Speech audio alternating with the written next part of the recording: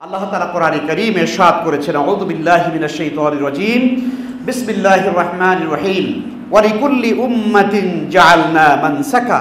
আল্লাহ বলছেন পৃথিবীর সকল উম্মতের জন্য আমি আল্লাহ কোরবানির বিধান দিয়েছি। সুবহানাল্লাহ। সকল উম্মতেরাই তারা কোরবানি করত, কোনো না কোনো পদ্ধতিতে প্যাটার্নে তারা কোরবানি করত, কোরবানি ছিল।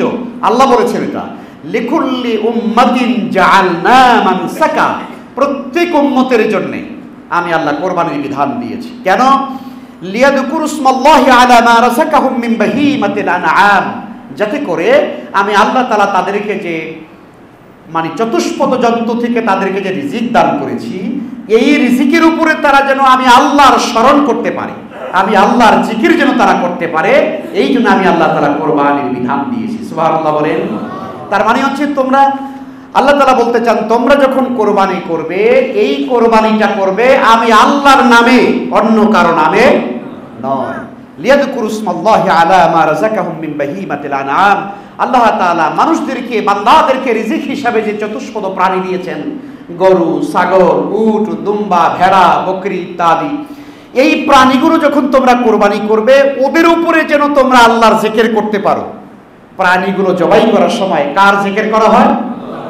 আল্লাহ রাব্বুল আলামিনের জিকির করতে হয়। আল্লাহর জিকির ছাড়া, আল্লাহর নাম নেওয়া ছাড়া কোরবানি করলে কোরবানি হবে না।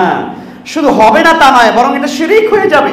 আপনি যখন আল্লাহর নাম বাদ দিয়ে কোনো গায়রুল্লাহর নামে, কোনো মানুষের নামে, কোনো ব্যক্তির নামে আপনি যখন কোরবানি করবেন, তখন সেটা শিরক হয়ে যাবে। আর আল্লাহ তাআলা এটা ভয়ঙ্কর শিরক আল্লাহ তাআলা কখনো ক্ষমা করেন না। আল্লাহ বলছেন, ইন্নাল্লাহা লা ইয়াগফিরু আন ইউশরাকা বিহি ওয়া ইয়াগফিরু মা দুনা যালিকা লিমান ইয়াশা। আল্লাহ তাআলা চাইলে বান্দার যে কোনো অপরাধ ক্ষমা করবেন, কিন্তু আল্লাহ তাআলা শিরকের মতো ভয়াবহ জুলুম, যা আল্লাহ ব্যতীত অন্য কারো জন্য উৎসর্গ করা হয়, আল্লাহ বলছেন আমি আল্লাহ এটা মাফ করি না।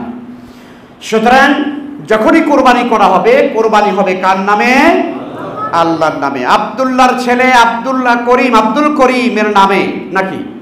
আমরা আমাদের দেশে আমরা বারবারই এটা বলি, প্রতি বছরই এই সময় কোরবানি আসলে আমরা বলি অমকের নামে, অমকের নামে, অমকের নামে 7 জনের তেলাওয়াত করা হয়। হাতের ভিতরে এরকম লিস্টি একটা থাকে, এই লিস্টি দেখে দেখে অমকের পোলা ছেলে অমকে, অমকের ছেলে অমক, এর পক্ষ থেকে নামে আমরা অনেক সময় এটা বলি। হ্যাঁ, উদ্দেশ্য নিয়ত ঠিক আছে, যে নিয়ত আল্লাহর নামই হয়, কিন্তু এই কথাটাও ভুল। কোনো ব্যক্তির নামে নয়, বরং আব্দুল্লাহর পক্ষ থেকে এই কোরবানিটা আল্লাহর নামে। সুবহানাল্লাহ বলেন। আব্দুর রহিমের পক্ষ থেকে এই কোরবানিটা, এই পশুটা আল্লাহর নামে। বিসমিল্লাহি আল্লাহু আকবার, বিসমিল্লাহি আল্লাহু আকবার, আল্লাহর নামে আমি কোরবানি করছি। আল্লাহই শ্রেষ্ঠ, আল্লাহই মহান। তো কাজেই কোরবানি করবার সময় আমাদেরকে অবশ্যই এই দিকটা খেয়াল রাখতে হবে, যেন আমরা কখনো ইচ্ছায় হোক আর অনিচ্ছায় হোক মানুষের নামে না বলি, বরং আমরা বলি যে অমুকের পক্ষ থেকে। বলারও জরুরত নাই।